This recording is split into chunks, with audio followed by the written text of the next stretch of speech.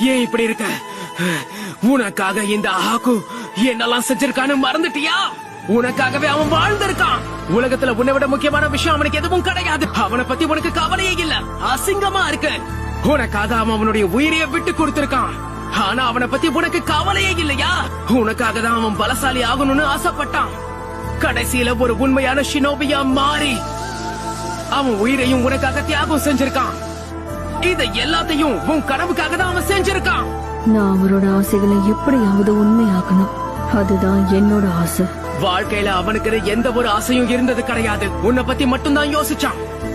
நான் சந்தோஷமா இருந்தேன். ஆனா இப்ப அவன் உயிரை விட்டதுக்கு அப்புறமும் நீ அவனை மதிக்கவே இல்ல. அவனை ஆயுதமா தான் பாத்திருக்க. இப்படி ஒரு வாழ்க்கைய வாழணுமா? நீ பண்றது தப்பு. நீ ரொம்ப அதிகமா பேசுற.